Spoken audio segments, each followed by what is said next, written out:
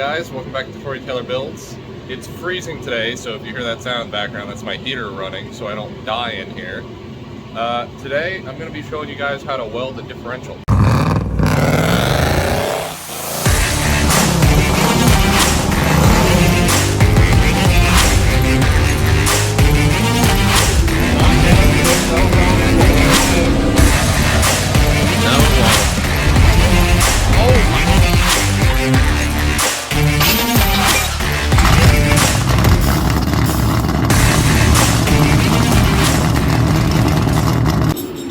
Now this is an open diff out of a BMW. Not sure exactly which one. My buddy dropped this diff off and he asked me to weld it for him. So I figured I'd do a quick video on how to do it, just for anyone else who's got a welder or a buddy with a welder and you got an open diff and you want to do better burnouts. Let's get this back cover off and then we'll do the gear set. I'll show you how to clean it and then show you how to weld it and how to plate it.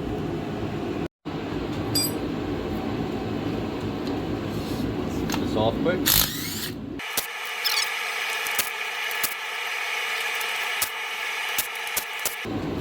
We got a brass hammer. We're just going to tap the back of this cover here, knock it open,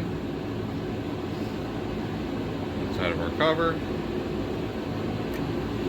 put it to the side. Now we can actually see the diff.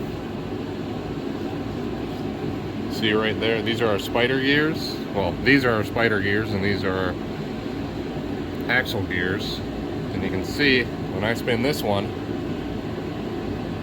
one spins the opposite direction. That's how an open diff works. This spider gear is going to transfer the rotational momentum from this one to that one. Now, as you can see, I can't spin them both the same direction, and that's because the shaft is down there. The input is down there on the ground, which means if I want to spin them both the same direction, I need to spin that input shaft. Pretty much how an open diff works is when you're going around a turn, one wheel has to spin faster than the other in order to make that turn without chirping or skidding the tires. Now your open differential makes it so whichever wheel is spinning faster is going to get all of the power. So that doesn't work very good when you're doing burnouts, because then whichever wheel breaks loose first is going to get all the power. And when you're in the snow, whichever wheel breaks loose in the snow first, you're just going to lose all your traction. How a posi or a limited slip works is you have, say, one wheel can turn 1.5 times or 1 time before it will lock the other wheel up. That way when you're taking a turn, you can still get a little bit more rotation out of the one tire than the other tire. Whichever one's on the inside of the turn is going to be the one that's not getting all the power. So pretty much what we're going to do with this is we're just going to weld them together, and that's going to make it that way they're both spinning the same exact way no matter what. So when you're taking a turn or going out of a parking lot with a welded diff, you're going to get one of your tires chirping. That's just what you live with when you want to weld a differential, and that's what we're going to do to this today. So for starters, we're going to take this, dump all the fluid out into this bin I have over here.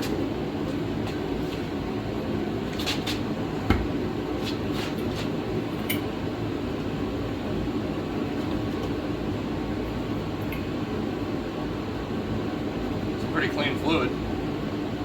It was well taken care of, at least. Not going to be any more.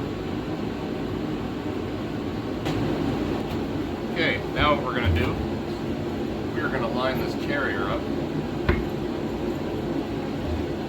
We're going to take some gasoline, dump it in here, try to get it on the gears. Not a ton at a time, just a bit. We're using this in order to wash off all the oil and thin out what's left of the gear oil in the bottom of the case there. Swirl it around, try to get all the gear oil out of it.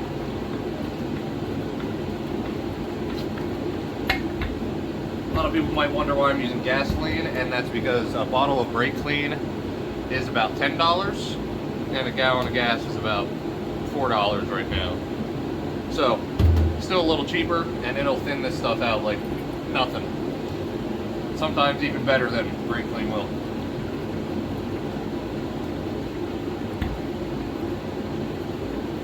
Flip that around. Dump that out. See how much better that fluid came out of there. We're going to spin the carrier around the other direction. And we can dump gas on the other side.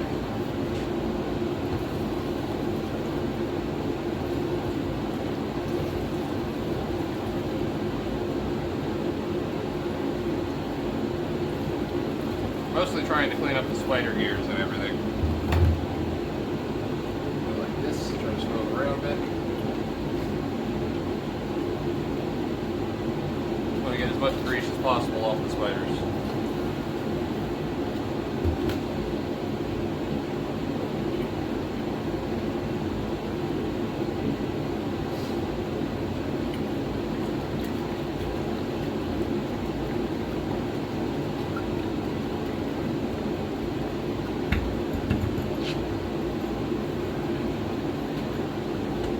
That out.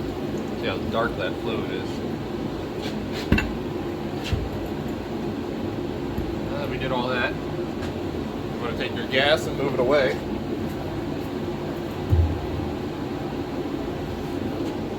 Take your drain pan and move it away because you now made it very flammable.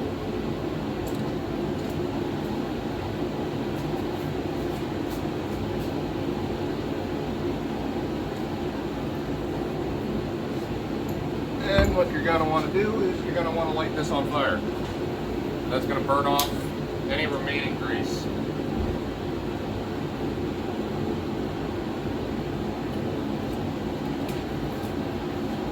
That gasoline helps it really burn in there, and from the heat it's going to light the oil on fire and it'll burn everything off in there. It's going to dry the gears for you and it's going to burn off the grease, which is what you really want. You can do this a few times. Sometimes you might have to. We'll see if I have to. Alright, next you're going to get out your little flux core MIG I got over there. If you have a gas MIG, that'll work a lot better, but this one burns hot enough that we should be able to do this just fine. And next we're going to go over right here, this gap between the spider gear and the axle gear. I try to put it in this position. It's kind of hard to see, but the teeth are just barely overlapping. You see they're coming apart there.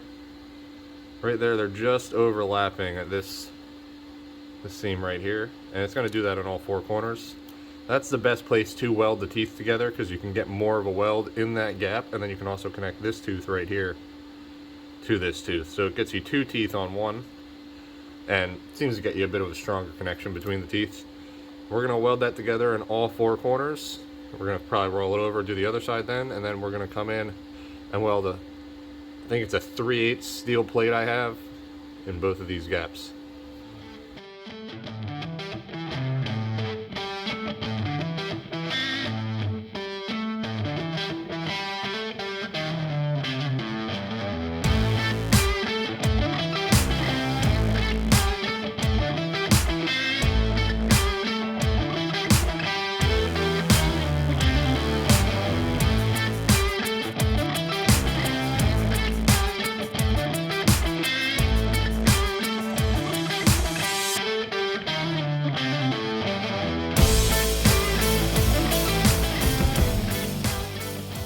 Alright, we got our steel plate put in there. Now we're going to go ahead and tack it in a few places, and then we're going to try to weld it in all the way around.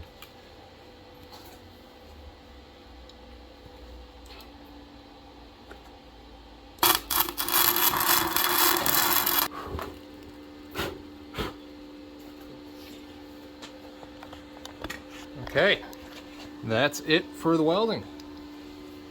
That's pretty much how you weld your diff. That's the simplest way to do it. An extra precaution you can do, put the flashlight away here. If you wanted to, I'm not going to on this one, but you could weld the spider gear here to the carrier itself across here.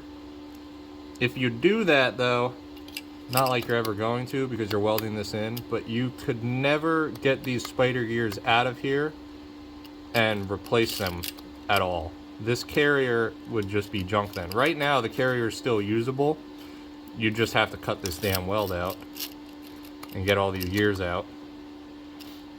which is going to be an absolute pain now that they're welded together, but it would be possible if we weld that together. This carrier would then be junk. So I'm not doing that, but you can if you don't care about your carrier. But yeah, just weld the gears together in the four corners and then weld a plate across all of them, and both sides, and I can guarantee this diff is not going anywhere. This is fully welded and you're not going to break it. Now, some diffs, you can only weld one side of them because the other side of the carrier won't be open. It'll have a tiny hole in the middle or something like that. Those you might want to put the welds in the carrier themselves and just put as much rigidity as you can. You could even weld across here if you wanted to. Pretty much just make this as solid as possible because you're only getting one side, where you can do two plates on both sides.